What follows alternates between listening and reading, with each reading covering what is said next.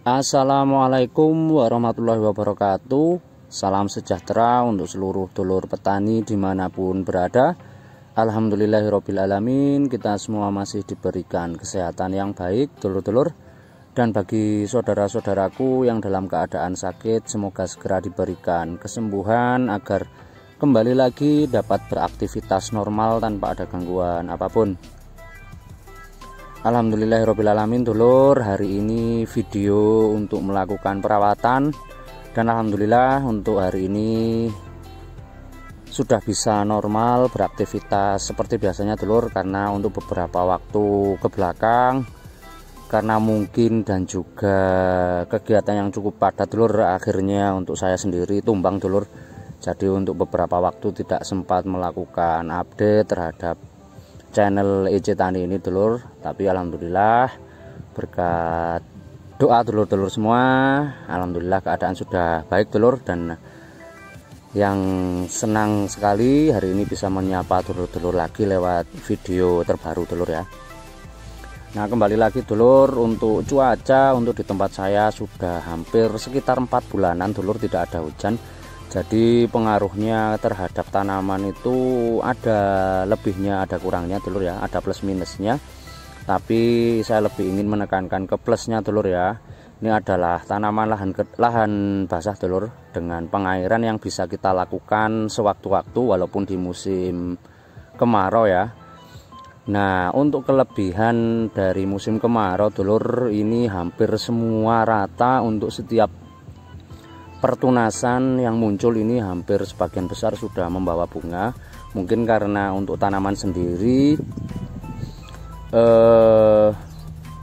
fokus nutrisinya terbantu dulur ya dengan keadaan kering seperti ini dulur. Jadi untuk prosesnya bisa lebih terfokus kepada pembentukan buah, sehingga pada saat kemarau seperti ini dan juga beberapa kali pengairan, alhamdulillah untuk bunga di setiap pertunasan itu sudah mulai muncul dulur ya.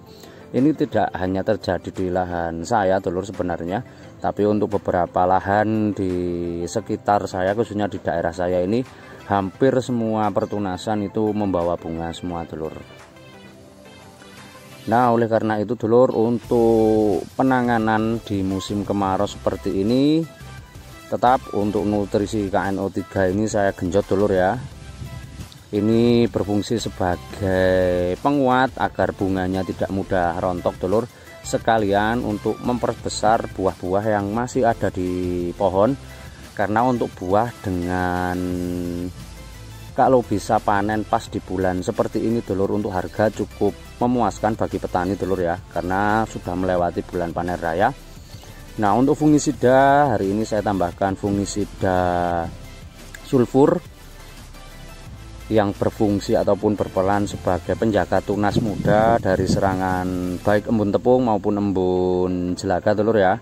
Karena memang sifatnya embun-embunan atau penyakit embun itu akan menyerang tunas-tunas muda, jadi perlu kita protektif terhadap pertunasan muda dulur-dulur.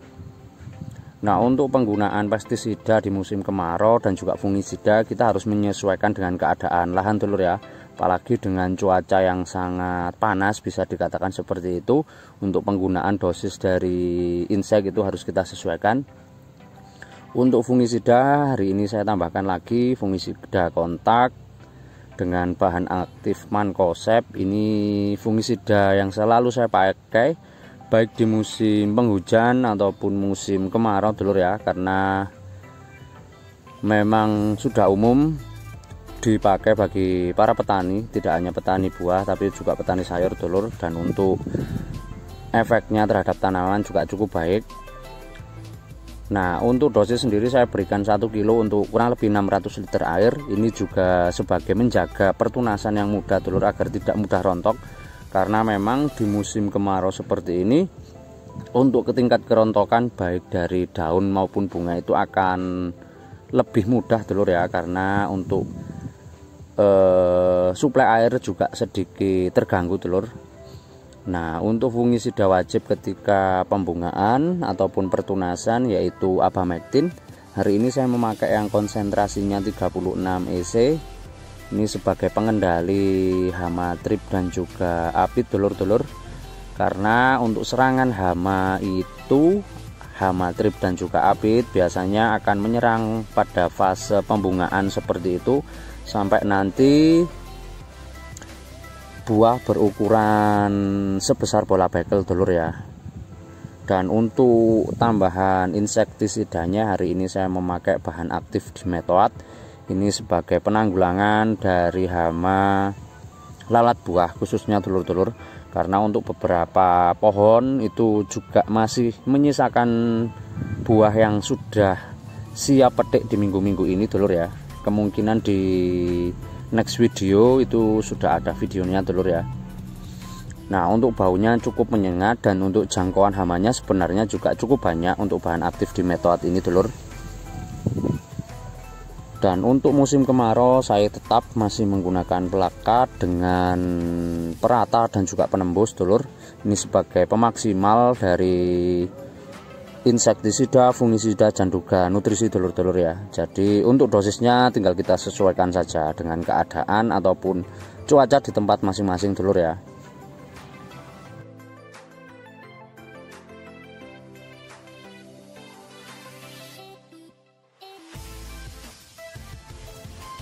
Nah, inilah dulur untuk keadaan pada saat penyepraian. Untuk beberapa pohon menyisakan buah yang memang sudah siap petik dulur.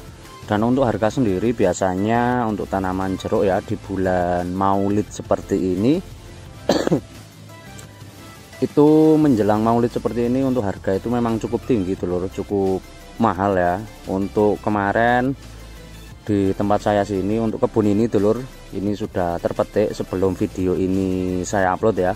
Untuk harganya saya kena di harga 13.000 karena memang untuk buah yang sudah siap petik itu sudah menipis dulur untuk stoknya ya, sehingga untuk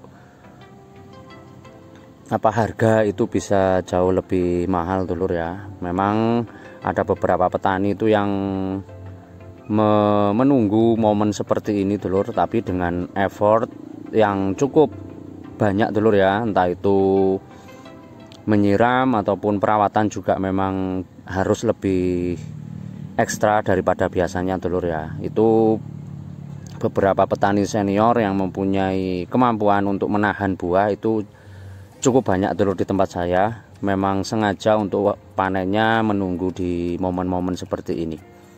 Nah, kembali lagi dulur, untuk pertunasan yang membawa bunga seperti ini, untuk insektisida itu saya memakai Abamectin, itu harus wajib dulur ya.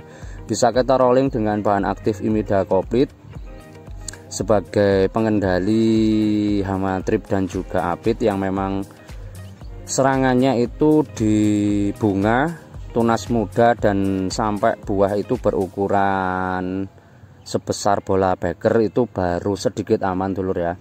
Nah, kemarin banyak dulur yang bertanya, Mas, untuk buah saya kenapa terlihat kusam. Nah, untuk serangan hama trip itu memang harus kita kendalikan sejak fase pembungaan dulur. Ketika nanti sudah terserang, untuk bekas serangannya itu akan permanen, sehingga nanti walaupun buahnya sudah besar, untuk bekas serangannya itu akan tersisa ya dulur ya, sehingga mengakibatkan buahnya itu terlihat kusam ataupun burik bahasanya dulur ya.